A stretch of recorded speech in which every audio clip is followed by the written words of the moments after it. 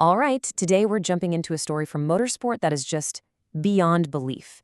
It's a legend that, honestly, not a lot of people in the English-speaking world know about, and that's exactly why we're doing this explainer. We really just want to bring this incredible piece of history to a wider audience, purely for the love of the story. So, let's dive right in. So let's just start with a number. 4 minutes and 40 seconds. That's 280 seconds. Now you got to remember, in elite motorsport, we're talking about races being won or lost by tenths, even hundredths of a second. So a gap this big on just one stage, it's not just huge, it's basically impossible. So how on earth did one driver go 4 minutes and 40 seconds faster than all his rivals on a single 42-kilometer stage in what was basically zero visibility? This, my friends, is the story of Walter Röhrl's Night of Arganil at the 1980 Rally Portugal. We're talking about a drive so fast, so completely beyond any logical limit, that the guy who actually did it still can't fully explain it. And the story behind why he did it? Oh, it's one of the best in all of sports. Okay, so to really get our heads around how this even happened, we first need to understand just how monumental this achievement was and, the insane pressure cooker of a situation he was in. Right, so here's the setup. You've got the driver, Walter Röhrl, an absolute legend, one of the greats. You got his co-driver, Christian Geistdörfer, and their car, the Fiat 131 Abarth. Everything was set for a pretty standard rally, right? But the conditions? Oh man, we're talking pitch black night, a thick blanket of fog, and a whole lot of drama that was about to unfold. This was the recipe for something legendary. Now here's the thing. This incredible drive, it wasn't just about skill. It wasn't just about wanting to win. No, this was a drive fueled by pure, white-hot rage. And the craziest part? He was angry at his own team.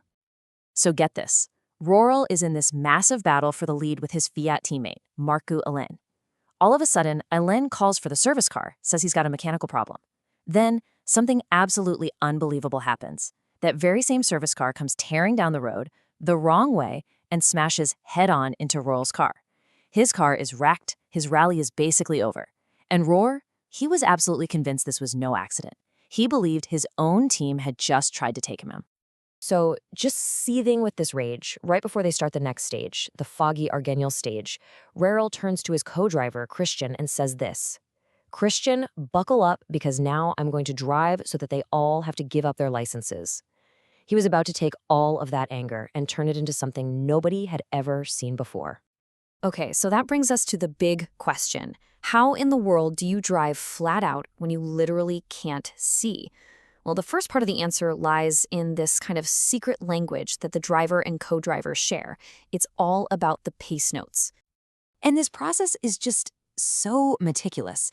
The crew drives the route beforehand, in clear weather, and they create their own custom shorthand for every single turn, every crest, every little hazard. Then, during the rally, the co-driver basically becomes the driver's eyes. He's reading these notes out loud, and the driver is just reacting purely to the sound. It transforms driving from something you see to something you hear. It's like a perfectly rehearsed performance that requires absolute trust and just insane levels of concentration. And this isn't just, gentle left turn ahead. Look at these examples from Röhrl and Geistdörfer's actual system. A note like middle links plus isn't just describing a corner, it's a command. It instantly tells Röhrl the exact shape of the corner, what gear to be in, and that plus tells him he can carry a little more speed through it. There's zero time for thinking. It's all pure, hardwired reaction. But here's the catch, right? Pace notes are crucial for sure, but every single top driver used them. So that alone doesn't explain a gap of almost 5 minutes. So what was Röhrl's real secret? Well, it was something else entirely. Something happening inside his head that just set him apart from everyone else. And that brings us to the final piece of this puzzle, the part that sounds almost like science fiction, the true source of that impossible speed. As it turns out, Walter Röhrl had a ridiculously powerful photographic memory. But, it's one thing to have it. It's another thing to learn how to weaponize it. And that's exactly what he did. Okay, this is where the story goes from incredible to just mind-bending. The night before the race, Röhrl is just lying on his hotel bed. He closes his eyes, and in his mind, he drives the entire 42-kilometer stage, every turn, every crest. And get this, he actually timed his mental run, and it was within 5 seconds of his real-life practice time. He knew at that moment that he had the entire road recorded in his head. And his last thought before he went to sleep, okay, now I can go to sleep. Hopefully there's fog. He wasn't afraid of the fog. He wanted the fog because he knew it would be his secret weapon. And this quote from Röhrl just says it all. The crucial thing is, for me, the film runs without fog. Think about that. While all his rivals are staring into this thick white wall, desperately trying to see, Röhrl isn't even relying on his eyes. He's just watching a crystal clear movie of the road playing back in his head. I mean, this mental film was so precise. He could see these tiny, specific landmarks he'd memorized, like a single bush or a particular stone on the side of the road. And that let him place the car perfectly, corner after corner, using information that his actual eyes just couldn't see. So what happens when you put it all together? You take that raw anger, you add in a perfect pace note system, and you top it off with this almost superhuman mental ability. Well, the results are just staggering. He beat the next fastest car on that stage by 4 minutes and 40 seconds. I mean, let's put that into perspective. That means for every single kilometer of that stage, he was gaining 7 seconds on the best rally drivers on the planet. He wasn't just faster, it's like he was driving in a completely different dimension.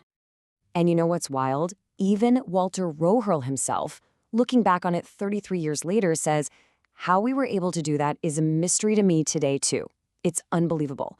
I mean, when the guy who actually did the thing still can't quite believe it, you know it was something truly special. So, in the end, the night of Arganil was so much more than just a stage win. It was this perfect storm, right? Insane preparation, unbelievable mental focus, and just raw emotion being used as fuel. It was a moment that completely redefined what anyone thought was possible. And you know, this wasn't magic. This was the result of pushing mental training and focus to a place nobody had ever really gone before. And it kind of leaves you with this thought, doesn't it? What is any of us truly capable of when our mind, our skill, and our will all click together in one of those perfect, unstoppable moments? And like we said at the beginning, this whole explainer is really just to share this incredible story, because there just aren't many sources on it in English. So to really, really appreciate it, we can't recommend this enough. Go watch the original German documentary that we based this on. You can actually see Walter Röhrl and Christian Geistdörfer go back to that historic place. We've put the link to the Service TV on Sport channel right in the description below. Seriously, go check it out. Thanks so much for joining us.